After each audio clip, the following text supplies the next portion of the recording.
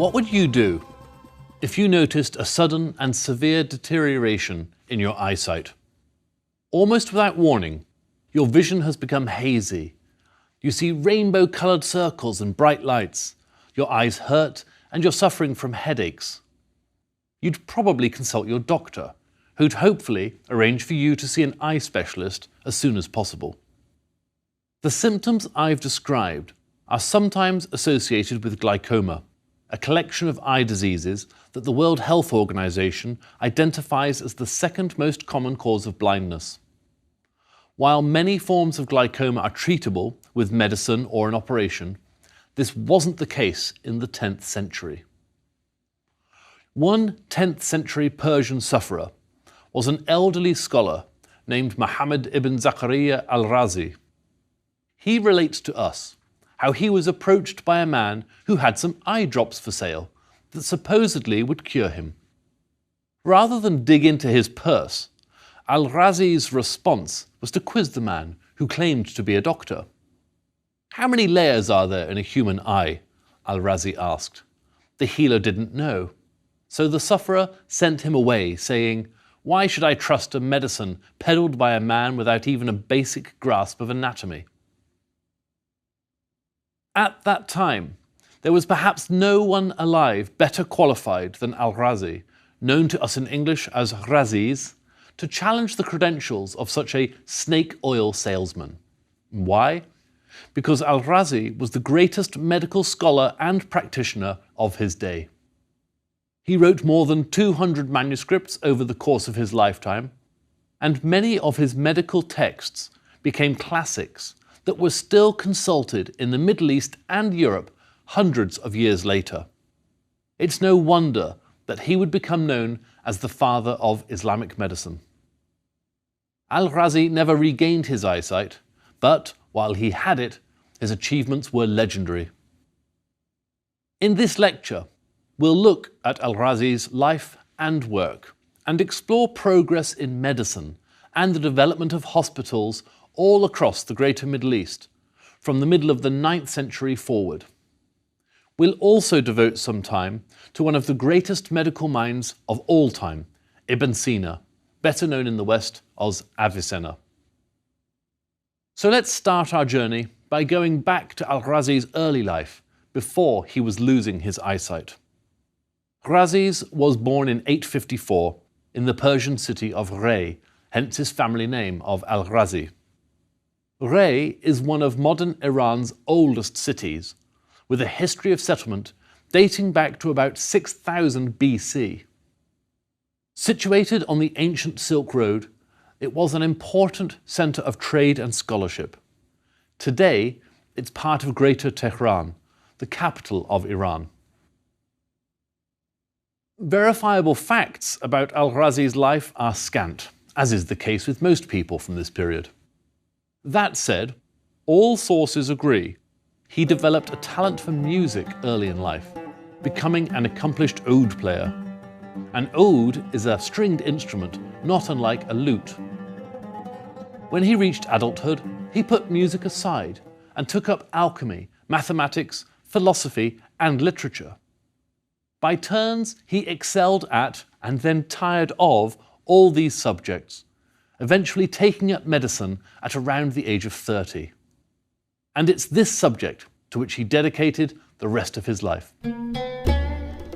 Al-Razi left Persia in order to study medicine in the greatest city in the Islamic world at that time, Baghdad.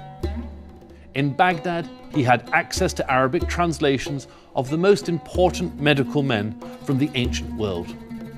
Of these, the earliest was Hippocrates, the 4th century BC Greek physician who was considered the father of Western medicine, and from whom we get the Hippocratic Oath. The second name was Galen, a Greek doctor who worked in the Roman Empire during the 2nd century AD. Like any good scholar, al-Razi acknowledged the brilliance of these ancient Greeks and the enormous debt that scholarship owed them and others from their day.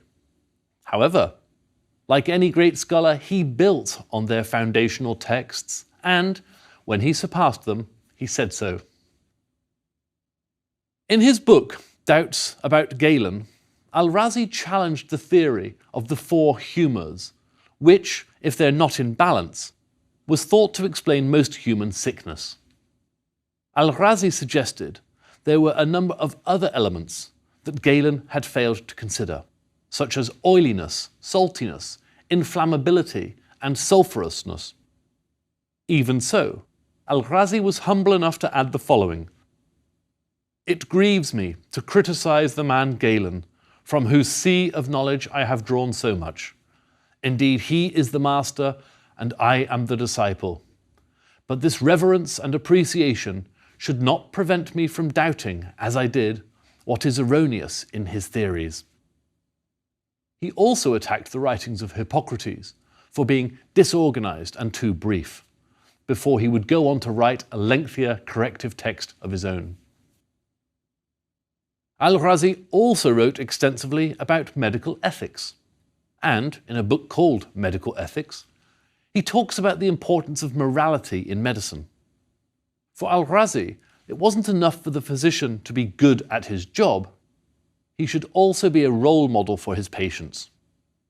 He was also convinced of the mind-body connection in pursuit of good health, as well as the importance of exercise and a healthy diet. As he wrote, "If a patient refuses to take responsibility for their lifestyle, including overeating or not exercising, then there is nothing a doctor can do to help them." Another important factor in general good health was good doctor-patient relations, as well as having a family doctor who would understand the patient's body over time. Changing doctors on a regular basis, he said, was a bad idea that could do little more than waste a patient's health, wealth, and time, not to mention wasting the doctor's time as well.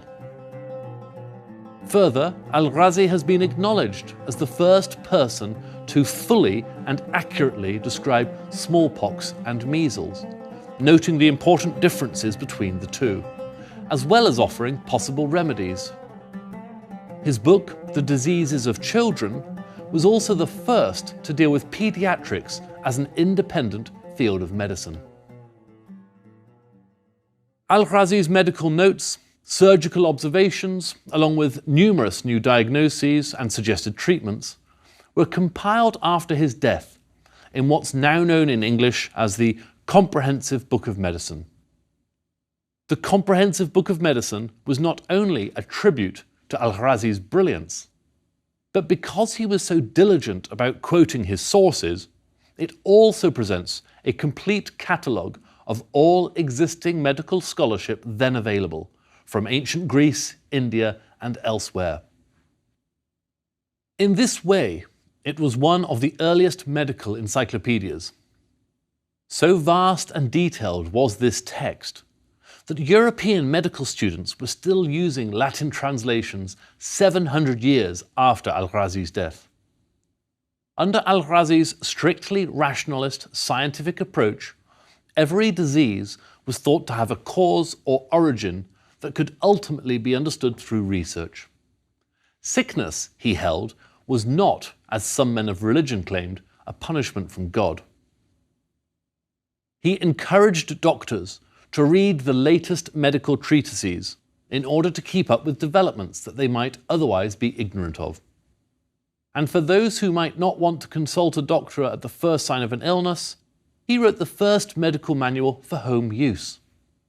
Entitled A Medical Advisor for the General Public, this helpful compendium would remain a popular reference for many in the West until as late as the early 20th century.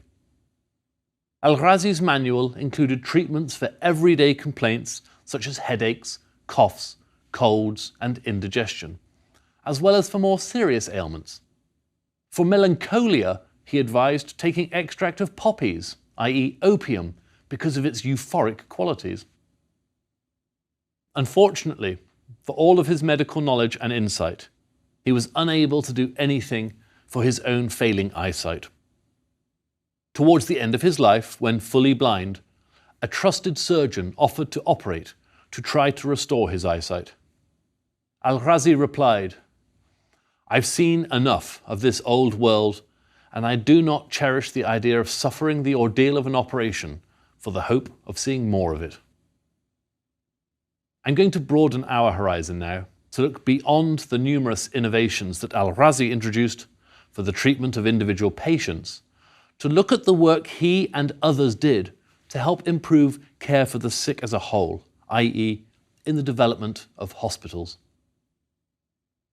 One of the most famous hospitals in the pre-Islamic world, or before the 7th century, was in Gundashapur, Persia. Founded in the late 3rd century, records show that Gundashapur was not unlike a modern teaching hospital. That's to say, a place both for treating the sick and for training the next generation of medical practitioners. In the Eastern Roman or Byzantine Empire, a decree was issued in 325 AD at the Council of Nicaea that a hospital should be established in every cathedral town of the empire. So what changed after the dawn of Islam and the conquests of this new military and political force?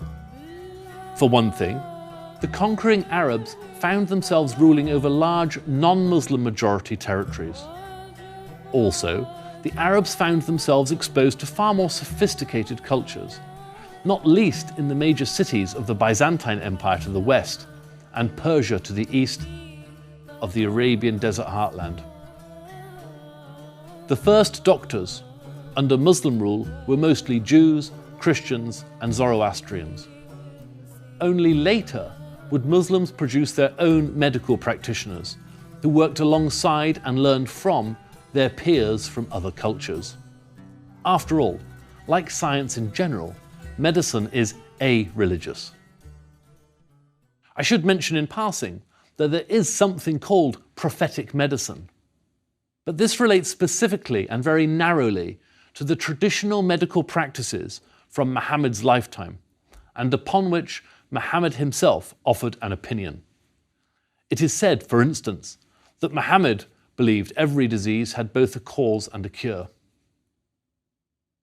One of the more famous sayings on this subject, attributed to Muhammad, says, "Make use of medical treatment, for God has not made a disease without appointing a remedy for it, with the exception of one disease, namely old age."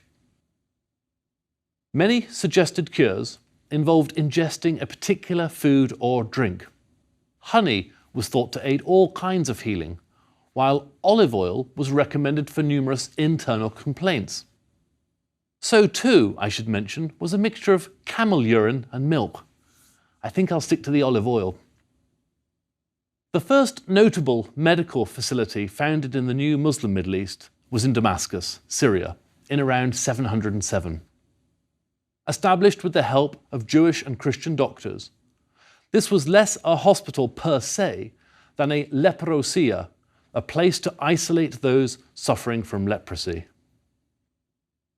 The first proper hospital built in the Islamic world was in Baghdad, during the reign of the Caliph Harun al-Rashid of Arabian Nights fame. That's to say between 786 and 809. These hospitals were known by the Persian word Baymaristan. Stan means place, as in Uzbekistan, place of the Uzbeks, while Baymar means sick, thus the place of the sick, just as the German word Krankenhaus means the house for the sick. The growth of ever larger cities is precisely what necessitated the development of hospitals. More people living in closer proximity meant that diseases could, and did, spread more rapidly through urban populations. In order to maintain healthy subjects, the government paid for the building and maintenance of these hospitals. At the same time, government services were unable to keep up with demand, so private donors also funded the establishment of medical centres that were open to the general public. In both cases, the provision of healthcare was in part seen as a religious duty, and so all treatment was free. Yet hospitals remained essentially secular institutions, in that they were obliged to treat patients regardless of religion, race, citizenship, or gender. Nor was there a limit to how long a patient could stay admitted. Hospitals were required to keep patients until they were fully recovered. By the 9th century, Baghdad's hospital employed 25 staff physicians. As Baghdad grew, so did its need for more hospitals, and here again we see Al-Razi at work. Commissioned to build a new hospital, Al-Razi ordered that animal carcasses be hung in various parts of the city. Once in place, he observed the different rates at which each carcass rotted and ordered the new hospital to be built where putrefaction was slowest, noting that this was probably the part of the city with the best, healthiest air. Al-Razi's hospital had a lecture hall, kitchen, pharmacy, library, mosque, and a chapel for Christian patients. Recognizing the importance of a healthy mind in a healthy body, recreational materials were also made available, and musicians were employed to entertain the patients. And as I've mentioned, the hospital wasn't just a treatment centre, but it was also a medical school. Basic science was taught through a combination of private tutors, self-study, and public lectures. Students were also responsible for keeping patient records, another innovation from this period. By this time, doctors had to be registered and licensed in order to practice, and hospitals were supervised by a combination of doctors and lay administrators. By the year 1000, there were at least 30 hospitals noted, from Islamic Spain to Tunisia and Egypt in North Africa to Persia in the east. Hospitals were also required to have separate but equally equipped wards for men and women, with patients attended to by gender-segregated nurses and staff. Patients were kept in separate wards for either the contagious or non-contagious, and there were also separate wings for mental health, eye diseases, and surgery. Now let's turn our attention to one of the greatest polymaths of all time, with expertise in numerous different areas of study. This was Ibn Sina, or Avicenna, as he's better known in the West. Born around 980 in modern-day Uzbekistan, he wrote about 450 titles in his lifetime, of which more than half survive. About 40 of these deal with medicine, including the 5-volume Canon of Medicine, completed around the year 1025. Ibn Sina was widely described in medieval Europe as the father of early modern medicine, though his work as a philosopher was even more important. But that's a story for another day. Ibn Sina began studying medicine at the tender age of 13 and was practicing at 16.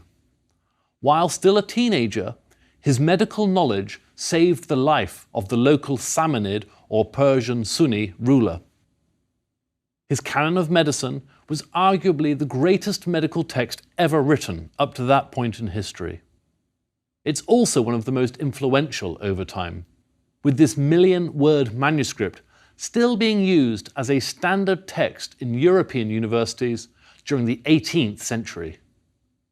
Inspired by Galen and originally compiled to be used as a textbook for students under his tutelage, Ibn Sina's Canon would go on to be translated and studied by generations of scholars for centuries to come. Divided into 5 volumes, the first part is a compendium of medical principles, including anatomy and regimen, which is to say, prescribed courses of treatment and changes in lifestyle or diet to promote the restoration of good health. Volume 2 is a materia medica, or alphabetical list of about 800 simple, as opposed to compound, medical substances, with notes on their properties and uses. Volume 3 outlines the function of each organ and body part, before offering the diagnoses and treatments for the diseases that can affect each body part in turn, organised literally as a head-to-toe guide. Volume 4 deals with ailments that affect more than one part of the body at a time, or indeed the entire body, such as a fever. And volume 5 is a formulary of some 650 compound medicines then in use. Translated into Latin by Gerard of Cremona in the late 13th century, Ibn Sina's canon quickly became the standard text for medical students in Europe, and would remain so in universities from Oxford to Paris and Padua in Italy until the start of the 17th century. Apart from its encyclopedic nature, its continuing popularity was probably helped by the memorable aphorisms that scatter the text.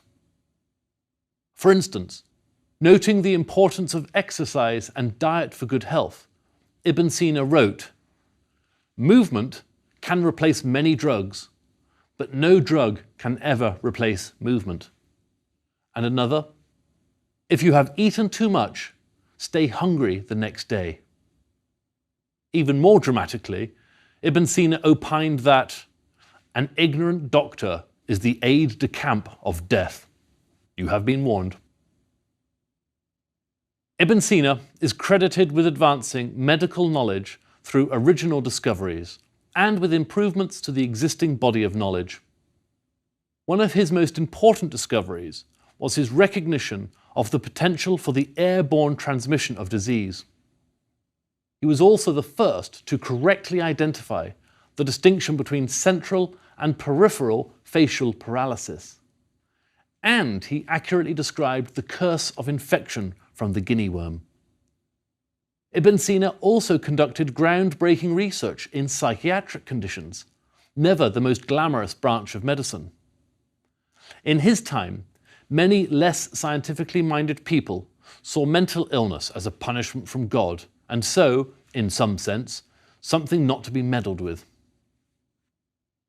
Other writings cover the treatment of kidney diseases, the production and use of heart medicines, and a series of experiments that demonstrated the connection between word association and heart rate, and which led to a successful diagnosis of lovesickness. As proof of this, a king's nephew was brought to Ibn Sina, and he was told to diagnose the young man's ailment. The prince, apparently a healthy young man, nevertheless was suffering from sleeplessness, loss of appetite, dizziness, and a raft of other symptoms. Ibn Sina, after considering his options, set about monitoring the young man's heart rate, while carefully uttering the names of different districts in the city. Noting that the young man's heart fluttered when a certain district was mentioned, he then mentioned the names of streets within that district, again monitoring the young man's pulse. Finally, he went through a list of women's names and again noted the prince's reaction. At the end of his experiment, Ibn Sina told the patient that he was in love with a certain woman and that the best cure was marriage. Embarrassed, the prince admitted that Ibn Sina was right. The king was told, a marriage was arranged, and the symptoms disappeared, literally overnight. While a charming story, the most important factor to note is that Ibn Sina's experiments with word association prefigured by some 900 years the very same experiments that Carl Jung was famous for in the 20th century. As we approach the end of this lecture, let's consider in broad terms the growth in medical knowledge during the Islamic Golden Age. Medieval Islam's receptiveness to new ideas and heritages helped it make major advances during this time, adding to earlier medical ideas and techniques. This expanded the health sciences and corresponding institutions, and advanced medical knowledge in areas such as surgery and understanding of the human body, independent of Greek, Roman or Persian influence. These advances were indeed remarkable. Yet when we talk about medicine, or for that matter, mathematics, chemistry, or any of the sciences, we should also remember that the subject is not Islamic per se. Lancing a boil or amputating a limb is no more Islamic than it is Jewish, Christian, or Buddhist. Medicine is medicine, and science is science. However, the vast majority of scholarship that took place in the medical sciences in the Muslim Middle East at this time was initially written down in Arabic. This was true for the translations and compilations made of earlier Greek texts, and for the mass of original scholarship that also took place at this time. Few, if any, credible scholars of the day claimed that Islam was the key to all their knowledge, or proof of the rightness of their vision of the one God. Now, at various times during the Islamic Golden Age, there were prohibitions on Muslims visiting Jewish and Christian doctors, in case they prescribed a course of treatment or medicine that would harm or even kill. It's been noted, however, that such injunctions were almost universally ignored. Then as now, anyone in need of medical help couldn't care less about a doctor's religious faith, but rather his or her skill and track record as a doctor. There were also periodic debates among Muslim theologians as to whether Muslim physicians should use Greek, Chinese, and Indian medical techniques, seen by many as pagan. Typically, those lacking imagination or common sense lost out to the more broad-minded men of both religion and science, and Islamic physicians were given free rein to study and adopt any techniques they wished.